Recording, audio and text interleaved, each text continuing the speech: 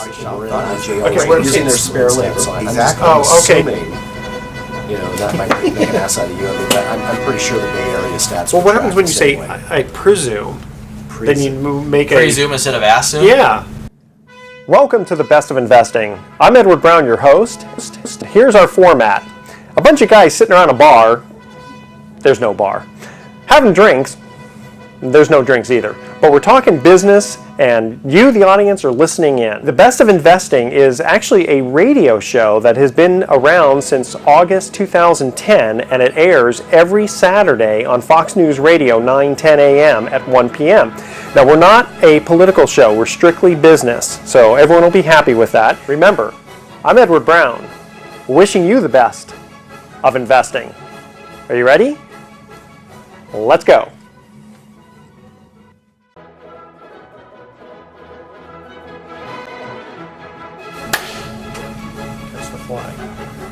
Okay, here we go. Welcome, you're listening to the Best of Investing on News Talk 910. You know our show. It's where we present valuable information about real estate, the financial markets, and other economic business of the day. And for those of you listening for the first time, here's our format. Hey, imagine a few guys sitting around a bar, having drinks, talking business with you, the audience, listening in. I'm your host, Edward Brown, and I'm pleased to have as my co-host Mark Hanf of Pacific Private Money, California's fastest growing private lender. And we're also joined in the studio with Robert Spinoza. And today's trivia theme is the movie Dances with Wolves, or as my wife says, Dances with Woofs. Oh, yeah. I like that movie. That's a good movie. I like that one. Okay, our website is bestofinvesting.com. Check us out on Facebook and YouTube by typing Best of Investing Radio Show, and we're also on television. Comcast Channel 26 on Saturdays at noon and Sundays at 6 p.m. Now, Robert Spinoza, who goes by Rob, is an Ironman triathlete, and he's got a great website with awesome tools for looking for mortgages, finding a home, calculator tools, etc. Rob, welcome to the Best of Investing. Happy to be here, Edward. Thank you. Yeah, Rob, I love your emails I get all the time, so you're really active, obviously, in your practice. Tell us a little bit about kind of what makes you unique in your mortgage loan origination practice. Great, thanks, Mark. Yeah, mortgage lending has obviously changed a lot in the last 5-6 years, and one of the things that I've found is increasingly important, and a service that I offer to my clients is, we all know that the boundaries have become smaller. The box is smaller, and fitting people into that, working with their variables has been a large part of what I do. I try and get them to understand what they face as they go into the loan process, and then I help them accomplish what they're looking to do given the constraints of the existing environment. And certainly there's incentive to do it with where rates are. So how has your job gotten harder with all of the changes that have happened in the mortgage industry the last 4 years? Edward, how long do we have for this show? It's a 12-hour show. Go ahead. It really, lending is night and day from where it was.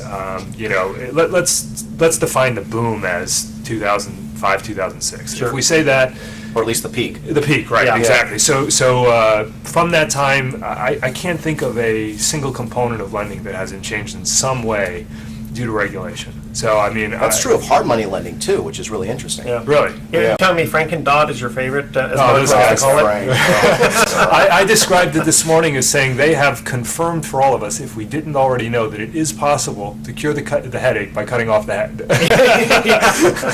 Now, are there more regulations or changes in the law with respect to conventional mortgage lending due at the first of the year? From what I understand, and I don't know certainly all of the provisions of the Dodd-Frank bill, but from what I understand, I think a third of them have been implemented to date. So yeah, there are things that we're all watching in our industry. Obviously, the increased activity of the CFPB, Consumer Finance Protection Bureau, and also and also a lot of talk about how the QRM, Qualified Residential Mortgage, will be implemented over time.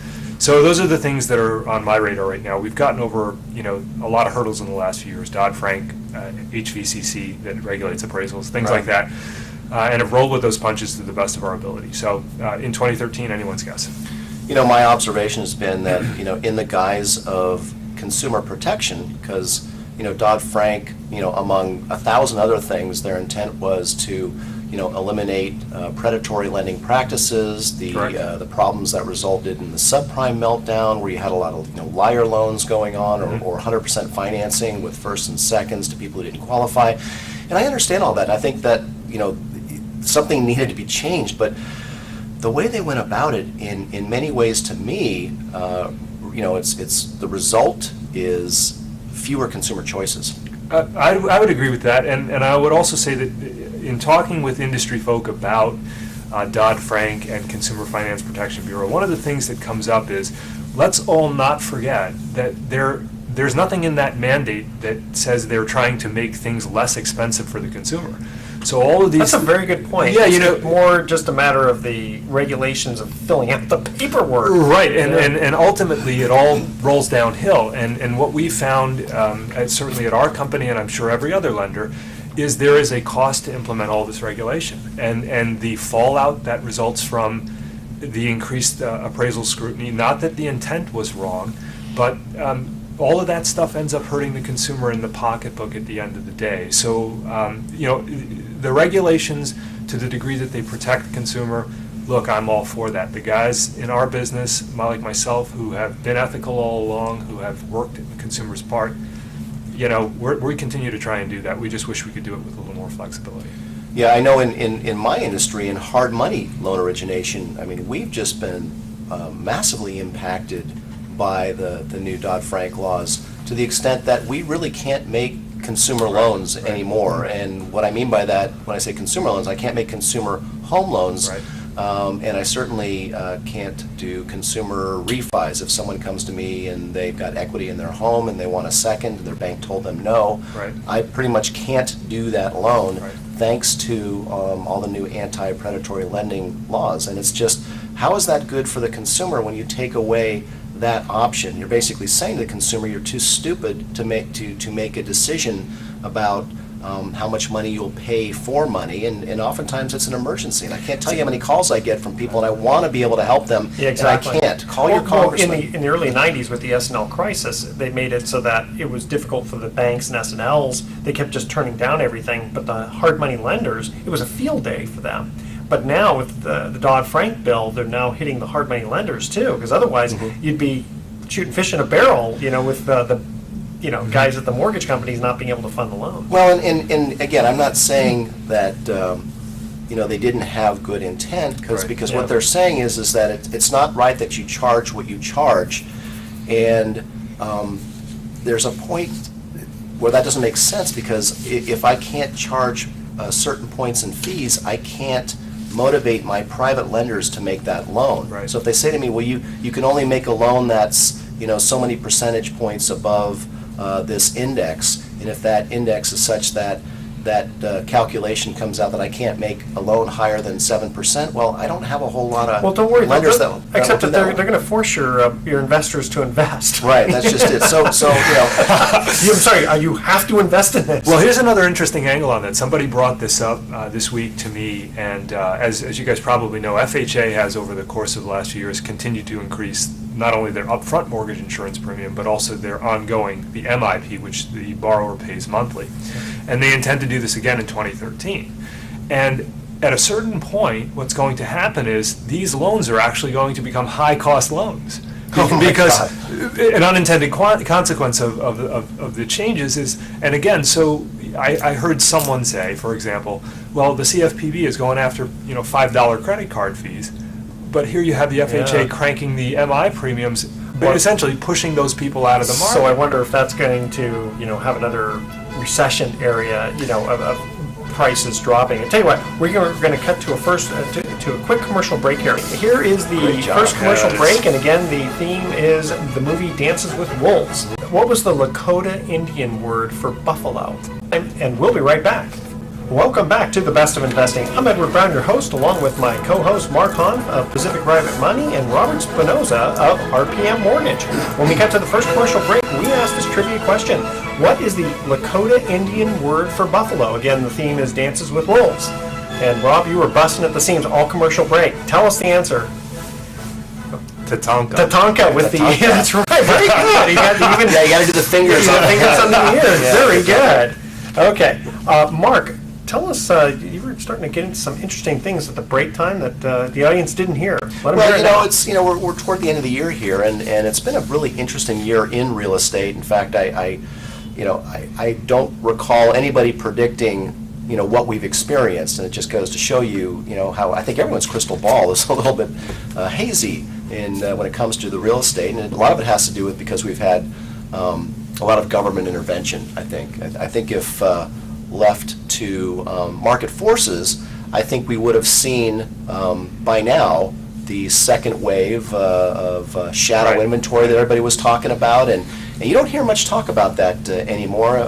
But I will tell you, there's still a tremendous amount of uncertainty out there, and I've got two examples just from the last 24 hours. Last night I went and spoke at a real estate investor group here in the Bay Area, and afterward I met a guy that he's one of the larger owners of rental property in Oakland, over 1,000 units in fact, so I think he's one of the largest.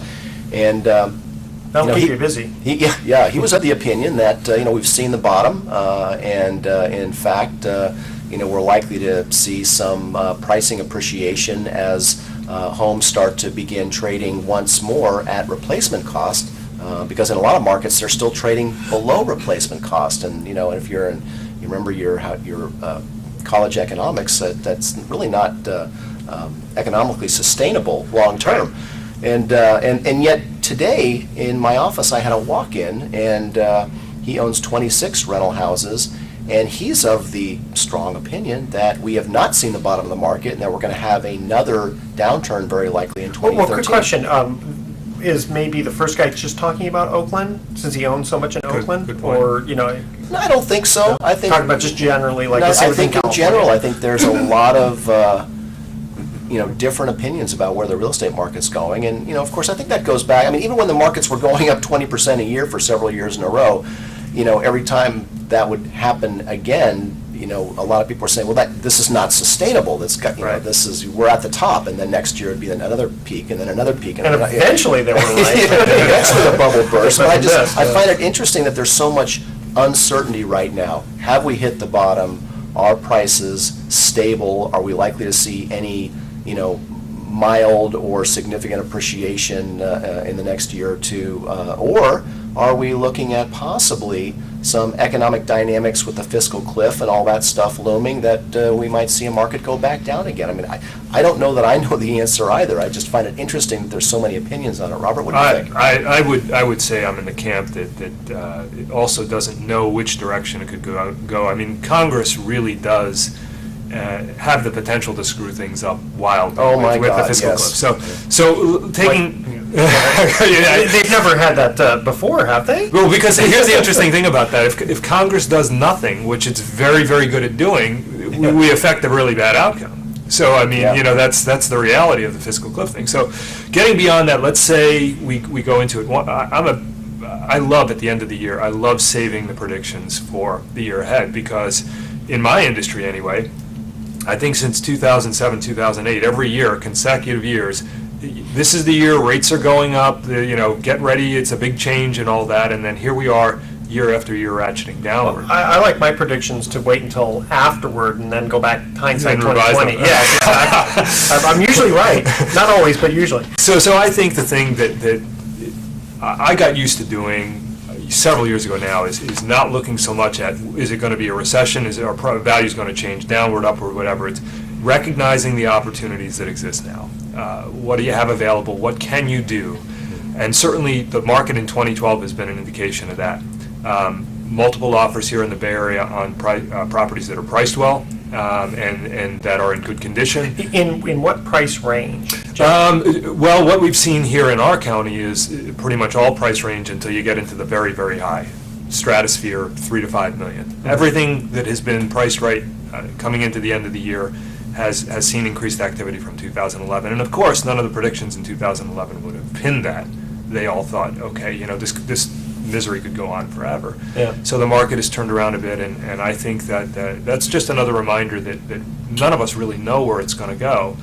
but being prepared to deal with it in either way, and also recognizing the opportunities available today. Big part of it. I'm kind of thinking that, like, from a rental property standpoint, you still have some people who have cash. Yeah, absolutely. Everything's based on alternatives, and if you can only put your money in the bank at 0.000001%, and here you can also get cheap bank loans if you can qualify.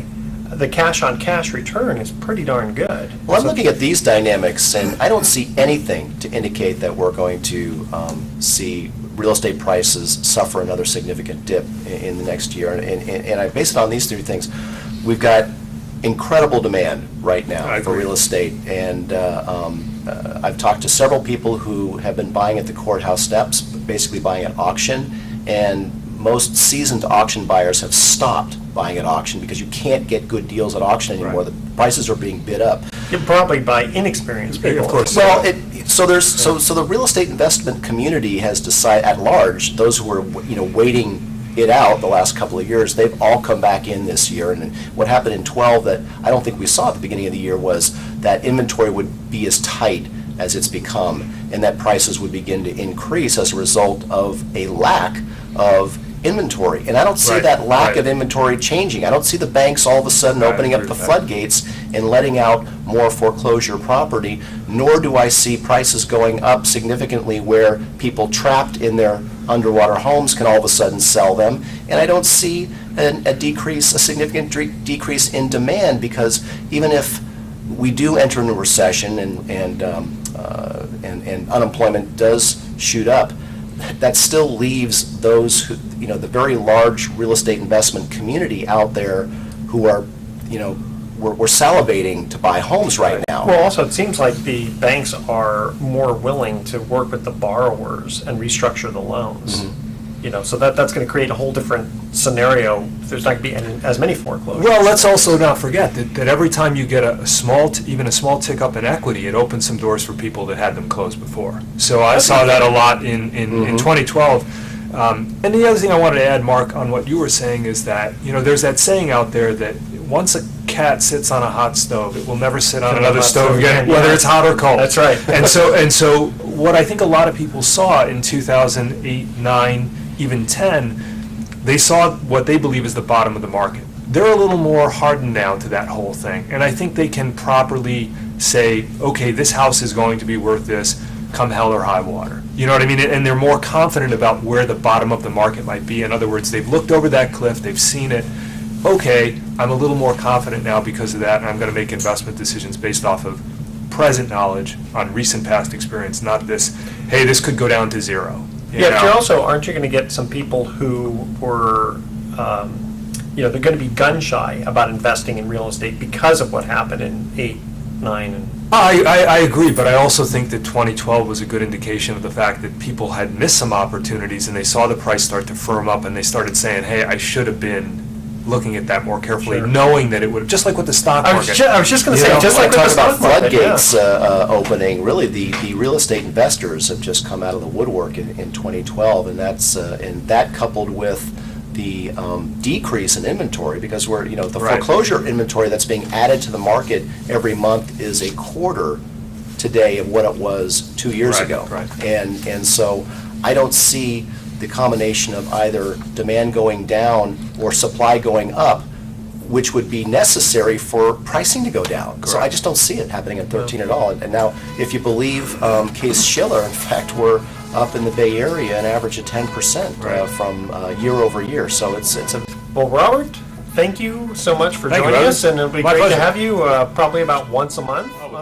Welcome. You're listening to the Best of Investing on News Talk 910. You know our show. It's where we present valuable information about real estate, the financial markets, and other economic business of the day. And for those of you listening for the first time, here's our format.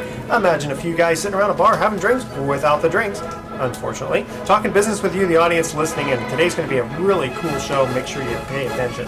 I'm your host, Edward Brown, and I'm pleased to have as my co-host Mark Hanf of Pacific Private Money, California's fastest growing private lender, and Robert Schiff of RPM Mortgage. And today's trivia theme is teammate nicknames. That's kind of a cool one. Our website is bestofinvesting.com. Check us out on Facebook and YouTube by typing Best of Investing Radio Show. And we're also on television, Comcast Channel 26, on Saturdays at noon and Sundays at 6 p.m. Now, today's special guest is Michael McNair from IRA Trust Services Company.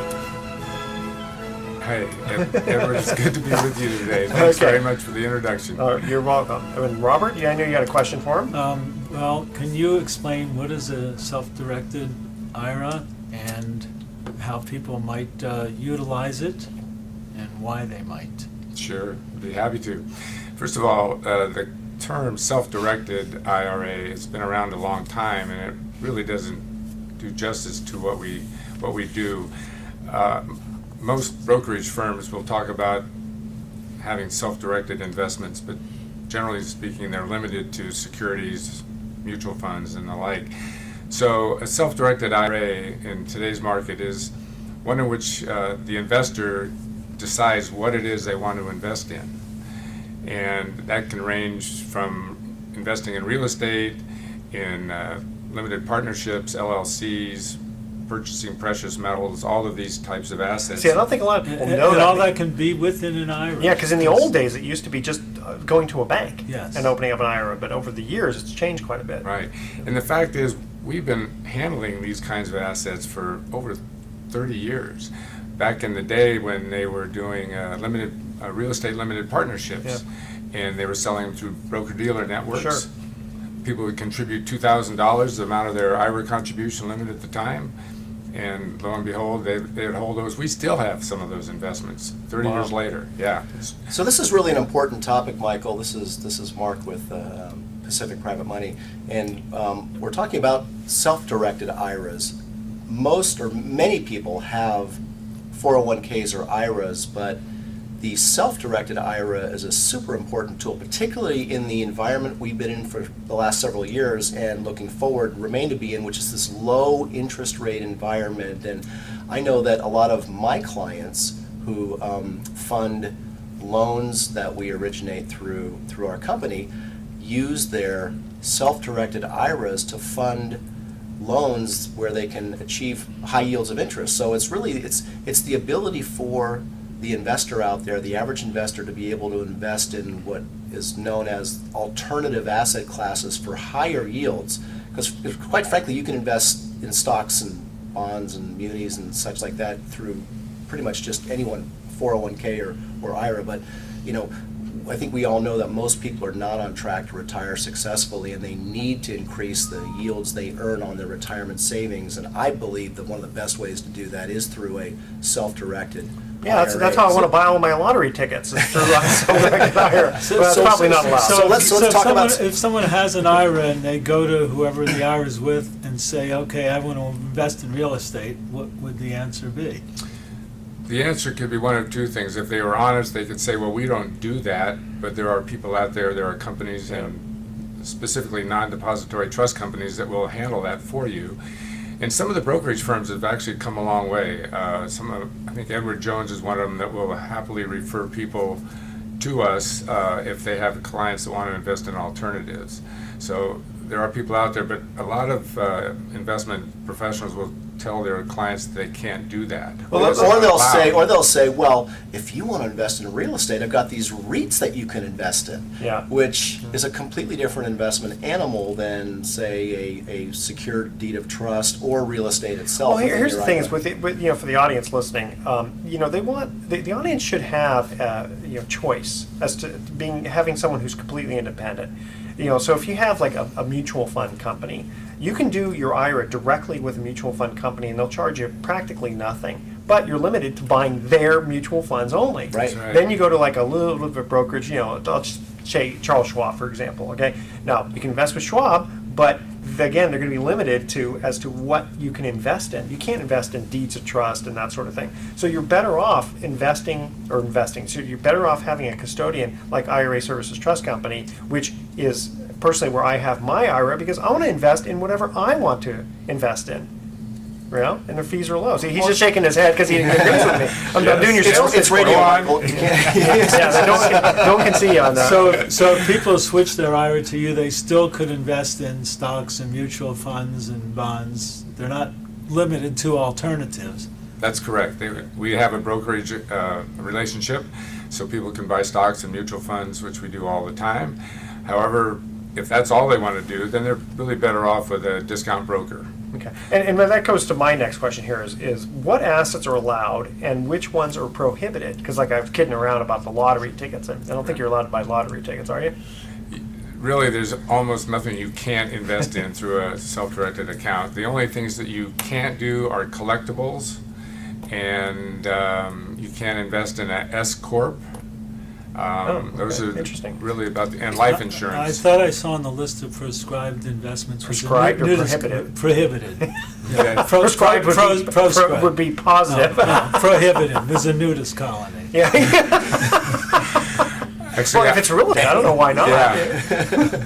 We have a lot of people who invested in hardwood trees in Costa Rica. It was a company, and they were offering lots of 100 trees, and they planted them as seedlings, and when they grew for 20 years and harvested them. Is that a they're real really great. investment? That's not like tulip bulbs. Yeah, really, from 1600s in the Dutch. Well, actually, the company's not doing well, I understand. and I But that's haven't- separate, though. But you guys Yeah. are completely independent. I mean, in Right. theory, you guys don't care what these people invest in because you're just holding the assets. That's correct. Okay. That's absolutely All right. right, guys, we're going to cut to our first commercial break. We got a few more great questions for you because, audience, you're going to want to hear what Michael has to say about IRA self-directed accounts because his company is about the cheapest one out there, and people who know me know I'm frugal, and I pick only companies that don't charge much. All right, okay, here's our first trivia question. Again, the theme is teammate nicknames. All right, Mark Duper and Mark Clayton played for the Miami Dolphins. Remember that during 1980s. What was the nickname given to this duo? I see Michael raising his hand. You can answer after we come back from commercial break. Mark Duper and Mark Clayton played for the Miami Dolphins. What was the nickname given to this duo? And we'll be right back. Excellent. You know the answer. Someone's breathing into this thing. Who's breathing? Everyone, hold your breath. I might be doing it, but I don't know that I'm doing it. Well, sometimes you just breathe through your nose and you don't know it. It just the microphone will catch Ah, it. It was so Okay. funny. We had Larry. Larry Lee. Yeah, it was so funny. He was unfortunately, we're live, and the guy was able to turn it down. Yeah, we were at the studio. So, so the idea, in a nutshell, because this is important actually for self-directed IRA investments, is you can't personally benefit individually Right. from the investment, Right. like, Except for making money on it. except for making money on Well, it. through Right. the So, IRA, so if yeah. you invest in real estate, you're not supposed to do the work yourself to improve it. That's a classic You're not example, supposed to yeah. move in, or your son, or your mother, but your brother can. Yes. I mean, it's just, not that we understand. want to go into Yeah, abstract it's detail weird. necessarily, but No, that's good stuff. yeah, there though. are some, the point being there are restrictions that are important to know about self-directed IRAs, but Okay, guys, ready? Mr. Kramer? Ready. Ready, Teddy? Yeah, do your breathing now, because you got to stop breathing when I get to I the. don't think it was me. Ready? it's the new guy. Here's our Always fi- blame the new guy. Oh, Yeah. that's right. Okay, ready? Welcome back to The Best of Investing. I'm Edward Brown, your host, along with my co-host Mark Hanf of Pacific Private Money and Robert Schiff of RPM Mortgage. We're in the studio here with Michael McNair with IRA Trust Services Company. That's a big one. And I want to remind let the audience know that before the end of the show, we're going to give away one of his books that he didn't write it, but you did read it. My Well, at least to- he brought it with him. At least he brought it. My total contribution was that I made a testimonial for the authors. Okay, there you go. There's It's your called title. Leverage Your IRA, Maximize Your Profits with Real Estate. Here was our first trivia question. Mark Duper and Mark Clayton played for the Miami Dolphins. What was the nickname given to this duo? And I think I see two heads shaking no. What did I say last time? Trust services. You know what? I gotta get that right. It's IRA Services Services Trust Trust. Company. I'm sorry. IRA Okay. Services. See, or IRA Services. There you go. Okay, so what was the nickname given to those two? I'm guessing it's the Marx Brothers. It was the Marx Brothers. Yes. Very good. Okay, what do I win? A free 3-day, 2-night stay at the Lighthouse Resort. Okay, so Michael McNair from IRA Services Trust Company.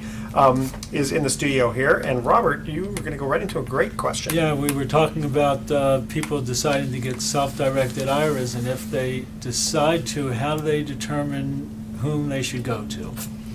That's a good question. And the way I look at it, if I was going to open an account, these are the things that I would take into consideration.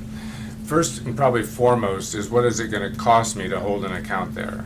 And that includes startup fees, transaction fees, and then ongoing maintenance fees. And not to leave out termination fees, because Yeah, good some point. custodians will charge you reasonable fees, but if you try to leave them, they will really hit you hard. So those are the main things regarding the fees. And then the other thing I think is important, although we have investors all across the country, over 35,000 now, is that it's sometimes helpful if you're doing a lot of transactions if they're in the same time zone. Our customer service hours are 8 to 5 Pacific time. If people are on the East Coast, it's somewhat of a disadvantage for them. But of course, Just tell them to move. yeah, that's right. And we have a lot of flexibility through our website. People can open their account that way. They can get information there. But still, for some people, they like somebody close to home. And how do the fees for self-directed IRA compare to fees for a not self-directed IRA? Or even, can I ask the other question along with that? An undirected No, IRA. no, not so much that, but what differentiates your self-directed IRA company from other ones that are self-directed? But there's a huge difference. Yeah. Well, to the first point, people that come from a brokerage account and move their cash over to a company like ours to make investments in alternatives, they're looking for very small fees. They're expecting very small fees because a brokerage firm only charges them when they execute a transaction typically. Sure. They're making money, however, on the trades, and they're getting a lot of trades. We, on the other hand, we charge a fixed fee to open the account and a fee to maintain the account, and then again a termination fee. But they tend to be, $40 to open an account, $75 to maintain the account on an annual basis. Is that And- regardless of the amount, or is it $40 per 100? No, no, not quite. Yeah. To me, that was the biggest thing, because some companies are charging a percentage of assets. I mean, they're not managing them. All they're doing is just holding them. So if I have, let's say a bank CD, right, and it's worth $1,000 or it's worth $1 million, the custodian is doing the same amount of work. Why should that custodian charge me a percentage of my asset? To me, that's thievery. That's what I liked about these guys here, IRA Services Trust Company. So, Yeah, I got the name so right. your I got the name firm, right. your firm doesn't charge a percentage; it charges a fee. That's correct. What we do, however, because we relate our fees to our costs, the labor involved to do the transactions. So consequently, for each additional asset a person holds in their account, they're going to pay an additional annual fee. Well, of course, that's fair. Quarterly That's fee. fair. So we have a fixed a fee for the account, that's the $75, and then a typical, say a trustee, for instance, is $10 a quarter. And if somebody has two of them, then it's going to be $20 a quarter, and so on. So we don't charge a fixed fee, but we do charge a fixed fee based on the assets that you hold. Okay, so the people who shouldn't go to you would be somebody who has $1,000 and it's $1 spread out into 1,000 Yeah, different exactly. assets. Then it doesn't make sense. And we have that situation we have some clients who have 40 trust deeds in their account. And even though that seems like a lot and a lot of money on an annual basis, and it is, it's still less than most of our competitors, because if Each one they're is- not Yeah. a dollar per note. Exactly, They're yeah. $50,000 to $100,000 loan, and we're still less expensive than our competitors. Well, and again, audience, I've done a lot of comparisons out there because I have money in my IRA and I like to do what I want to do, obviously not prohibited transactions. And in doing a lot of research, IRA Services Trust Company was the lowest out there. And they've given me really good service. Well, certainly more of my clients are IRA Services clients than any other so-called custodian, and they refer to you in the industry as IRA custodians as opposed to like an investment advisor or something like that. And Right. why is that term used? I always be curious about Custodian? that. Yeah. Well, because technically any IRA has to be held by a custodian. So brokerage firms and banks and mutual fund companies can act as the custodian, the keeper, if you will, of the assets held in that Yeah, account. you just don't give advice as to where they should invest it. That's right. We're not licensed to give any sort of investment advice. So people come to us only after they've found an investment they like. They'll meet with Mark. Mark will talk to them about trust deeds, and then they have to find a custodian. So when they come to us, they've pretty well decided what they're going to do. Yeah. And one more important aspect of having a self-directed IRA, and when I'm working with a client who wants to invest in trust deeds and they want to use their IRA monies, and they give me the name of their IRA, oftentimes I go, oh, not that one. And that's because. And the reason is because oftentimes when you're buying real estate or investing in a trust deed secured note, timing is of the essence. And so there are companies out there that will take, whose business model is 3 to 5 business days after you've filled out all the forms before they can execute the wire to invest in the investment that you're targeting, whether you're buying real estate or you're investing in a trust deed. And that's so it might take them 3 to 5 days to actually wire the money to the escrow company. And that really doesn't work oftentimes, particularly in the market we're in right now. Sure, where fast. where the only way you can buy real estate is to have a quick close, or if you want to invest in a loan that's got to close by Friday, you need to be able to have an IRA company that can Pull the respond trigger fast. quickly. And I know from experience that your company, Michael IRA Services, does respond very quickly to requests for investments, whereas other companies, one rather large company that happened to move from San Francisco to Colorado recently, who shall remain unnamed, has turned into be one that has made the investments quite difficult. It's taken I know, a lot that's the longer thing to is, make. you want someone fairly local too, Yeah, where absolutely. you call the number, somebody answers right away, and if you actually, for whatever reason, needed something immediate, you could drive to their office if you absolutely had to do that. You're not going to drive to Colorado to get something signed. It's surprising how many people will actually drive to the office to pick up a check because they got a transaction going. We have an investor that is always at the auction picking up real estate. And so he'll come by, pick up his check, walk it over there. Happens quite a bit. Okay, Michael, thank you very much for joining us in the studio. Next week, we're going to have another special trivia contest. Here's our second commercial break. Again, the theme is nicknames, right? I need to answer this question. What was the nickname given to the Jose Canseco and Mark McGuire duo? And it wasn't the Steroid Brothers. And don't touch that dial because we're going to be right back. Good. Awesome. You have that. Hash Brothers, yeah. The Roid Ragers. That's a good one. I like that. No, technically we're a non-depository trust company, which means we can act as a custodian, but we can't hold the deposits. So we have a FDIC insured bank that holds the deposits, a local community bank. So, and then we do all the reporting to the IRS that we need to do to keep the IRA compliant. Like, you guys don't handle HSAs, right? Because you're just strictly IRAs? No, Or, I the mean, only thing we handle all the different types of IRAs and educational savings accounts, which are like 529 Yeah. plans, but they're a little more flexible. But the contribution limits are pathetically low, and I can't figure What's out an why they HSA? haven't raised that, because that would be Yeah. a big What is an benefit to HSA? people. Health Health savings savings account. account. Yeah, I have one of those too. but yeah, they're- it's like they're picture an pathetically IRA, low, but yeah. you can use it for medical. Yeah. Okay. Do you want to go into email time, or is there Yeah. anything? Okay. And then Right. you may be able to Then feel move free back to around and ask Yeah. talk questions and about, stuff. you might as well keep it in the realm of Sure. investing. Investing is highly equated. You guys ready? Yes. Good name for the show. Invest. Welcome back to the Best of Investing. I'm Edward Brown, your host, along with my co-host Mark Hanf of Pacific Private Money, California's fastest growing private lender. Because you're fastest.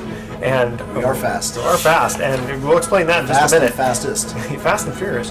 And Robert Schiff of RBM Mortgage.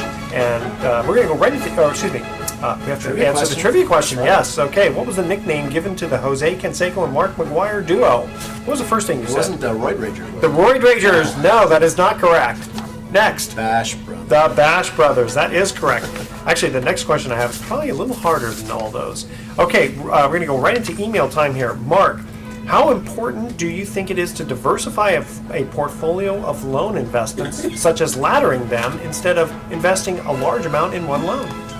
So that is a fairly technical question, and it's directed at basically my company, Pacific Private Money, where we originate trust deed secured loans to real estate investors, and the money, the source of the funds for those loans, comes from private individuals who will use their IRA Services Trust Deed self-directed IRA account, for example, to invest in, or some people do use their trusts and other forms of cash to invest in these high yield notes, which pay anywhere starting from 8% to as high as 10% on average. And so so the question really is one, when someone talks about laddering their investments. Let's just say, for example, you have $1 million in savings, whether it's in your IRA or your trust or wherever it might be, and you want to invest in alternative assets because you want to grow your savings at a more effective rate. And one way to do that is to invest in notes and earn 8% or more.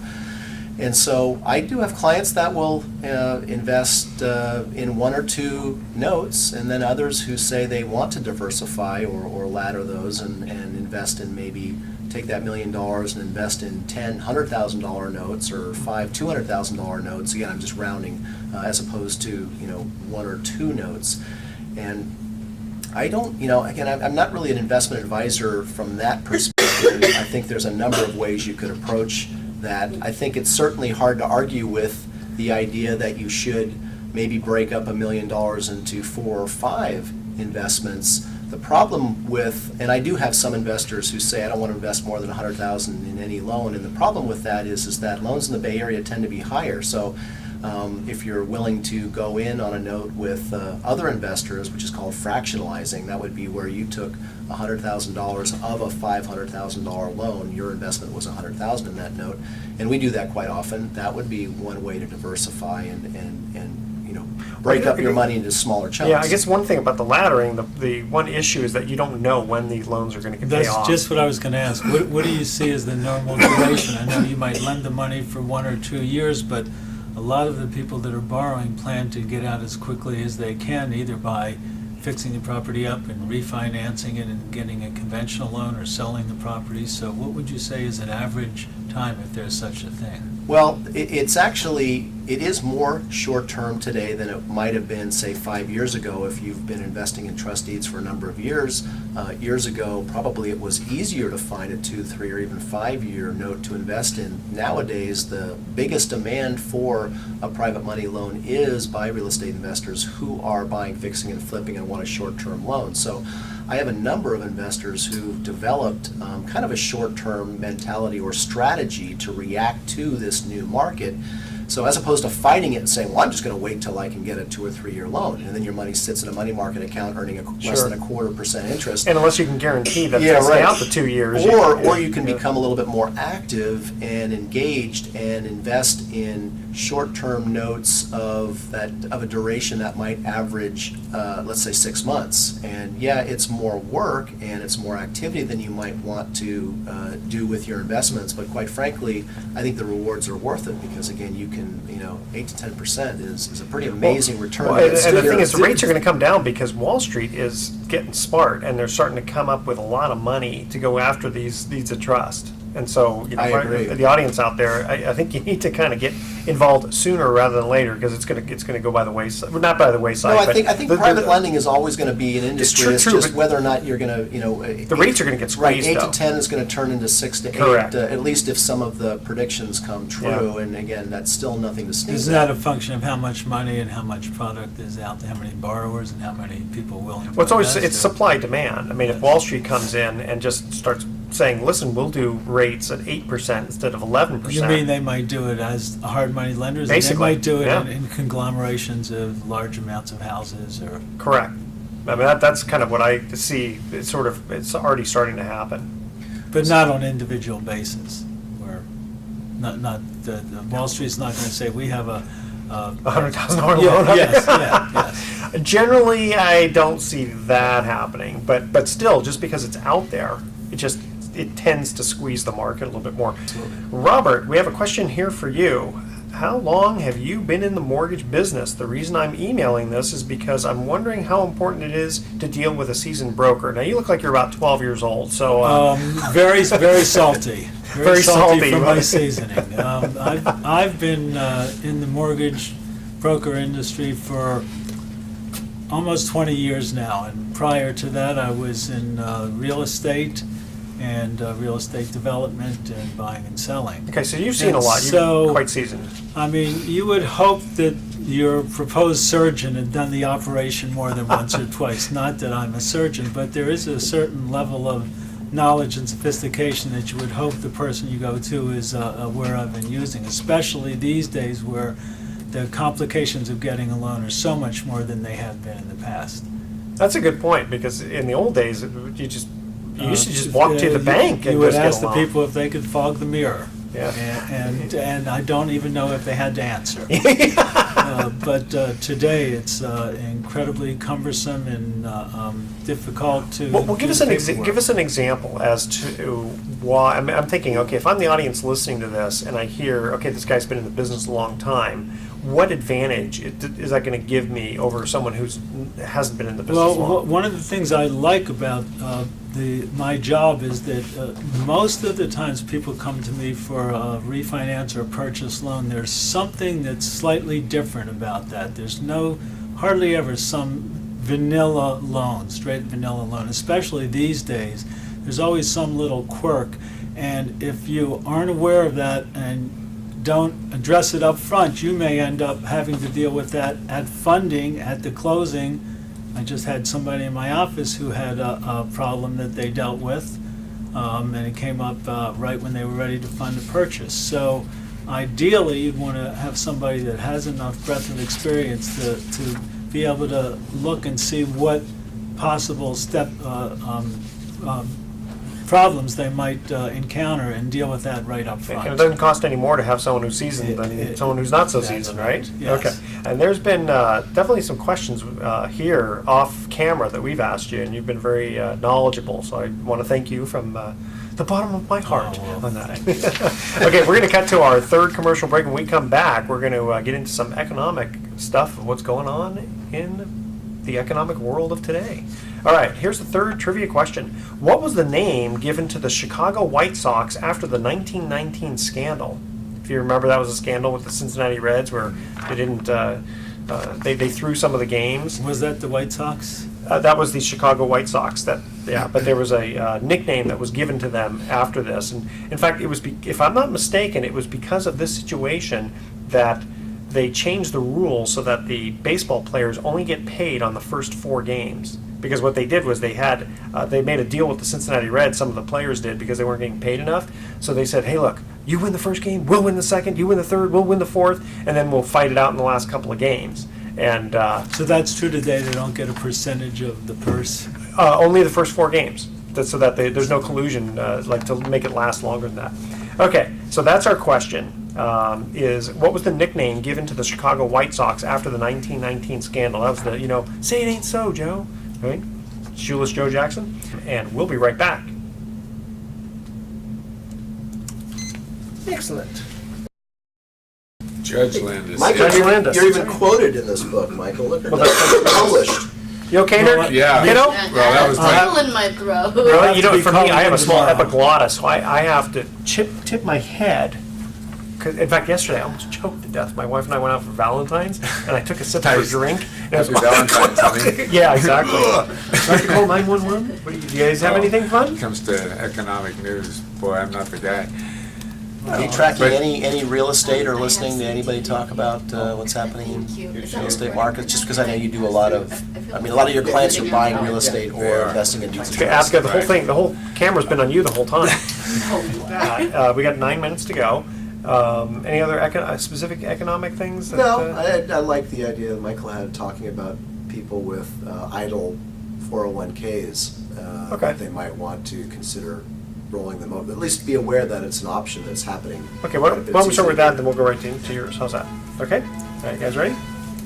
And away we go.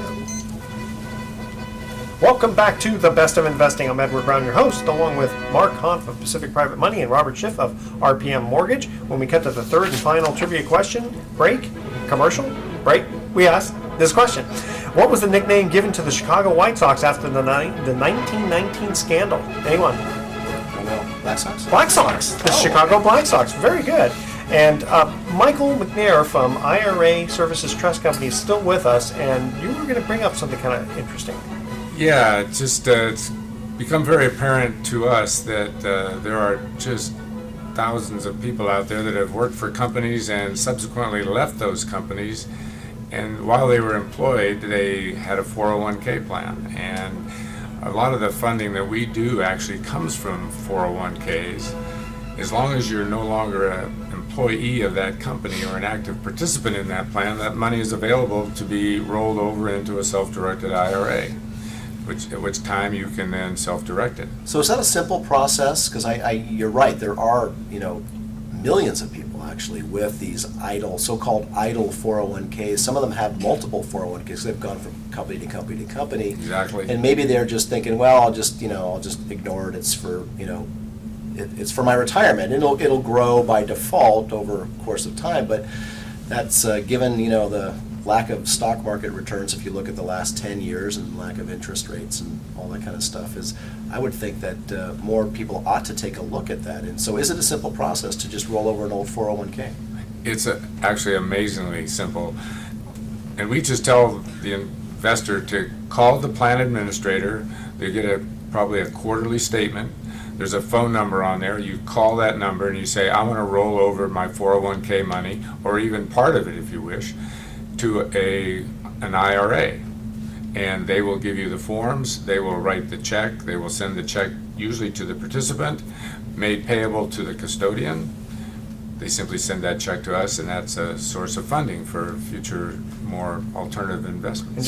So the act of rolling over, that's just a term. Basically, you're just closing out old 401k accounts, opening up a new self-directed IRA so you can choose how to invest those funds. Again, if you want to invest in stocks and bonds, you can, but if you also want to invest in alternative asset classes, you can. So you can take multiple, old 401ks and can roll them over or close them out and put the money into one new self-directed IRA. Exactly. In fact, let me ask you, can you tell your custodian to do a trustee-to-trustee transfer, or does it have to be rolled over?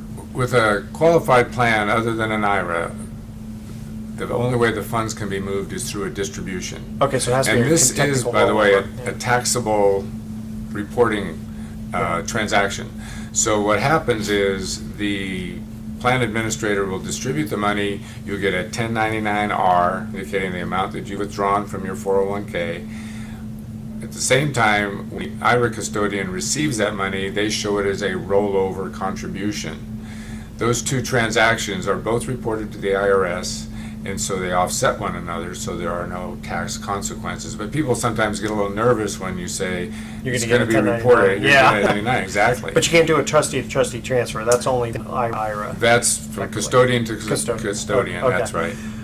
Robert, you were telling us off air kind of a very interesting story. I think the audience should understand. There was a about very certain things. interesting story Changing subject here for that a minute. I came across last week and saw that many other people were experiencing also. I had a client who, during the heyday, bought a lot in Florida and was going to develop a house and make a lot of money, and everybody was doing it. And ultimately, it all fell apart, and she ended up giving the property back to the bank and paid them $7,000 to do it. So she had a deed in lieu of and her credit report. We had to wait by Fannie Freddie rules 2 years before that could be erased and she could get a conventional financing.